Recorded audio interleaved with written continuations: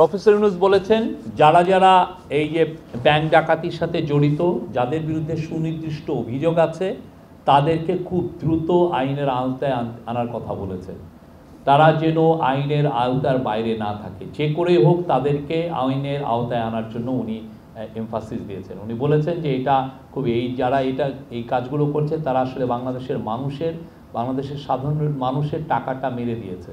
তো তাদেরকে যে করেই হোক, যারা যারা এখানে আছেন, যে করে হোক তাদেরকে যেন আইনের আওতায় আনা হয়। তো সেক্ষেত্রে বাংলাদেশ ব্যাংকের গভর্নর জানিয়েছেন যে এস আলম গ্রুপ, আপনি জানেন এস আলমের বাংলাদেশে যত অ্যাসেট আছে সব ফ্রোজেন করা হয়েছে, অ্যাটাচ করা হয়েছে।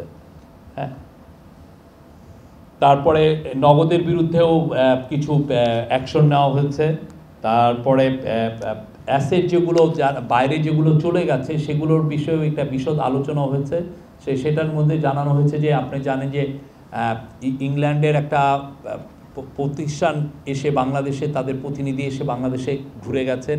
এখন সুইজারল্যান্ডের একটা টিম আসছেন বাংলাদেশে, এবং আমরা ইউএসের সাথে কথা বলছি, আমরা কানাডার সাথে কথা বলছি যে করে হোক বাংলাদেশের যে টাকাটা চলে গেছে, যেটা হোয়াইট পেপারে এসছে যে $234 বিলিয়ন, সেটা কিভাবে বাংলাদেশে ফেরানো যায়। এটার জন্য মূল কাজটা হচ্ছে এটাকে ট্রেলটা ধরা, যে কোন ট্রেলে গেছে, কোথায় যে টাকাটা হয়েছে, এবং এই টাকা দিয়ে কারা কারা কী অ্যাসেট করেছেন, এবং অ্যাসেট যদি আমরা লোকেট করতে পারি সেটাকে আমরা ওই দেশে যাতে ফ্রোজেন হয়ে যায় এবং এটা ইভেনচুয়ালি যাতে বাংলাদেশে ফিরিয়ে আনা হয়, সে বিষয়ে বিশদ বর্ণনা দিয়েছিলেন সেন্ট্রাল ব্যাংকের গভর্নর। উনি বলেছেন যে আমরা 12টি যারা অলিগার্ক বা বড় যারা এই ব্যাংকিং সিস্টেমের থেকে লুটপাটের সাথে যারা জড়িত বা বিদেশে টাকা নিয়ে গেছেন, এদেরকে আইডেন্টিফাই করা হয়েছে, এবং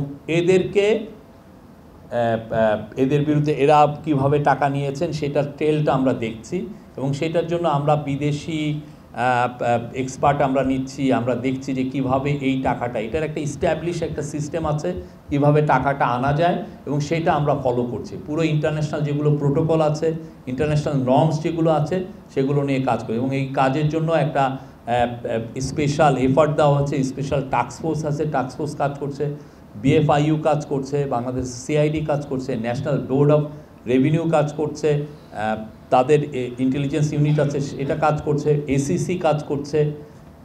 সবাই একসাথে এফার্ট দিচ্ছেন এই টাকাটা, এটা একটা আমাদের খুব টপ প্রায়োরিটি।